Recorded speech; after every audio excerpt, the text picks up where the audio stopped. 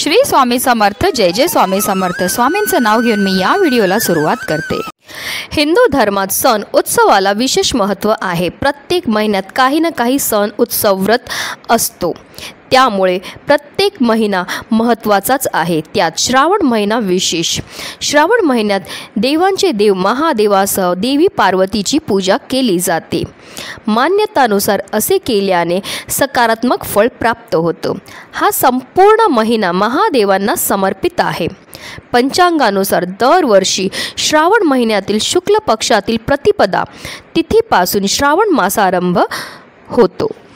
यंदा श्रावणाची सुरुवात कधीपासून होणार आहे, त्याचबरोबर श्रावणात सोमवार 4 की 5, कोणत्या श्रावणी सोमवारी कोणती शिवामूठ व्हावी, तसेच शिवामूठ वाहताना आपल्याला ह्या एका मंत्राचा आवर्जून जप हा करायचा आहे। हा जप केल्यामुळे आपल्या सर्व मनोकामना साक्षात महादेव पूर्ण करतात।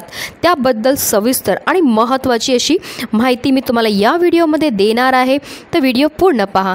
आणि जर तुम्ही माझ्या चॅनलवर नवीन असतील तर चॅनलला सबस्क्राईब करा आणि शेजारी बेल आयकॉनसुद्धा प्रेस करा, जेणेकरून तुम्हाला माझ्या नवनवीन व्हिडिओचं नोटिफिकेशन हे मिळत राहील आणि तुम्ही एक पण व्हिडिओ मिस करणार नाही।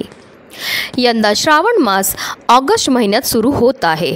पंचांगानुसार श्रावण मास 5 ऑगस्ट 2024 रोजी म्हणजेच श्रावण शुक्ल प्रतिपदेपासून सुरू होत आहे, तर 3 सप्टेंबर 2024 रोजी म्हणजेच श्रावण अमावास्या तिथीने श्रावण मास समाप्त होत आहे।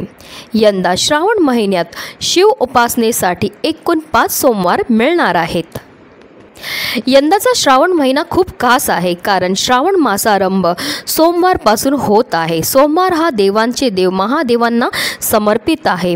त्यात हा महिना धार्मिकदृष्ट्या खूप महत्त्वाचा आहे, कारण या महिन्यात विनायक चतुर्थी, नागपंचमी, शीतला सप्तमी, दुर्गाष्टमी, पुत्रदा एकादशी, नारळी पौर्णिमा, संकष्टी चतुर्थी, कालाष्टमी, अजा एकादशी, शनिप्रदोष व्रत, मासिक शिवरात्री असे महत्त्वाचे सण उत्सव येत आहेत। या सर्व व्रत उत्सवामुळे श्रावण महिन्याचे महत्त्व वाढले आहे। हिंदू धर्मात श्रावण महिन्याला विशेष महत्त्व आहे। पौराणिक मान्यतानुसार देवशयनी एकादशीला ब्रह्मांडाचे पालन करते। श्रीहरी विष्णू क्षीरसागरात योग निद्रेत जातात। यासह ते विश्वाचा संवादाची लगाम भोलेनाथाकडे सोपवतात। अशा स्थितीत महादेव प्रत्येक भक्ताचे रडगाणे ऐकतात। या महिन्यात महादेवाला भक्तिभावाने केवळ 1 लोटा जल जरी आपण अर्पण केले तरी ते आपल्या भक्तांवर प्रसन्न होतात आणि भक्तांच्या सर्व मनोकामना ते पूर्ण करतात। या काळात शंकराची पूजा विशेष फल देणारी असते। या काळात शिव, शंकर आणि माता पार्वतीचे व्रत केल्यास तात्काळ फळ मिळते, कारण या महिन्यात माता पार्वतीने भगवान शंकराला प्राप्त करून घेण्यासाठी कठोर उपासना केली होती। यासाठीच महिला आणि कुमारिका श्रावणात भगवान शंकराची विशेष पूजा अर्चना करतात, ज्यामुळे कुमारिकांना चांगला पती मिळतो आणि विवाहित महिलांच्या आयुष्यात सौख्य नांदते असे म्हटले जाते। या व्रताचा एक भाग म्हणून दर सोमवारी निरनिराळ्या धान्याची शिवामूठ वाहण्याची पद्धत आहे। यंदा आपल्याला 5 श्रावणी सोमवार महादेवांची सेवा करण्याचं सौभाग्य प्राप्त होणार आहे। यामध्ये श्रावण महिन्याची सुरुवातच श्रावणातल्या पहिल्या सोमवारापासून सुरू होते आहे, म्हणजे 5 तारखेला आहे श्रावणातला पहिला सोमवार आणि शिवामूठ आहे तांदूळ।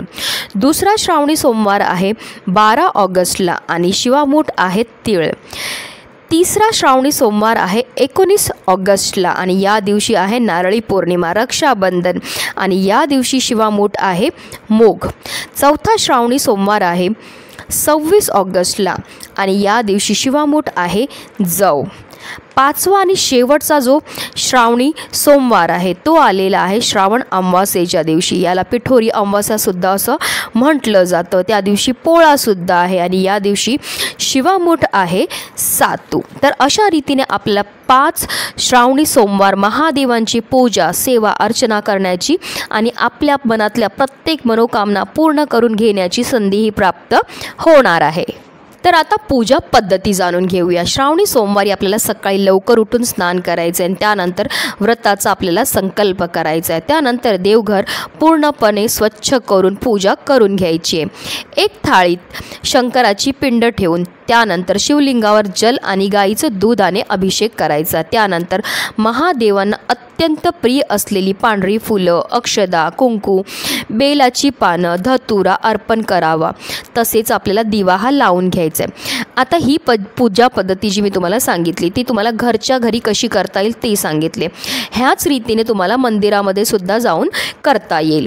पूजा करताना आपल्याला निरंतर ओम महाशिवाय सोमाय नमः किंवा ओम नमः शिवाय किंवा श्री शिवाय नमस्तुभ्यम या मंत्राचा आपल्याला जप हा करायचा आहे। त्यानंतर आपल्याला शिवलिंगावर त्या दिवसाची जी मूठ असेल, जी शिवामूठ असेल ती आपल्याला अर्पण करायचं आहे। धान्य मूठ शिवलिंगावर उभी धरून वाहावी। ही शिवामूठ वाहताना आपल्याला एका मंत्राचा जप हा करायचा आहे। मंत्र थोडा कठीण आहे, जर तुम्हाला म्हणणं शक्य नसेल तर तुम्हाला मी दुसरा सुद्धा एक मंत्र सांगणार आहे, तो मंत्राचा जप केला तरीही चालणार आहे। नमः शिवाय शांताय पंचवक्त्राय शूलिने शृंगी भृंगी महाकाल गणयुक्ताय शंभवे या मंत्राचा आपल्याला जप करायचा। आता तुम्हाला हा मंत्र बोलणं कठीण जात असेल तर तुम्हाला एक सोपा मंत्र सांगते।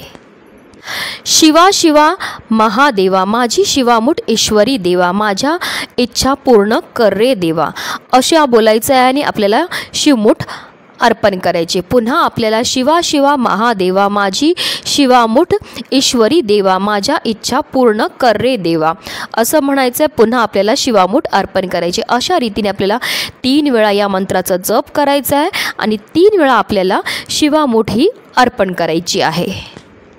प्रत्येक वेळा आपण जेव्हा शिवामूठ अर्पण करणार आहे तेव्हा आपल्याला आपल्या मनातली इच्छासुद्धा बोलायची आहे। 3 वेळा आपल्याला आपल्या मनातली इच्छाही महादेवांना बोलायची। असं केल्यामुळे आपल्या मनातल्या प्रत्येक मनोकामना महादेव पूर्ण करतात। त्यानंतर आपल्याला महादेवांची आरती म्हणायची आणि महादेवांकडे सुख समृद्धीची प्रार्थना करायची। दिवसभर उपवास करायचा आणि संध्याकाळी देवाला बेलपत्र वाहून उपवास सोडावा। अशा रीतीने आपल्याला मनोभावे महादेवांची पूजा सेवा आराधना ही करायची आहे आणि त्यांच्या कृपेने आपल्या आयुष्यामध्ये सुख समृद्धी ऐश्वर्य आणि आपल्याला सौभाग्याची प्राप्तीही होणार आहे। म्हणूनच व्हिडिओ जास्तीत जास्त लोकांपर्यंत शेअर करा, जेणेकरून प्रत्येकाच्या आयुष्याचं कल्याण हो हीच मनामध्ये इच्छा। श्री स्वामी समर्थ। जय जय स्वामी समर्थ।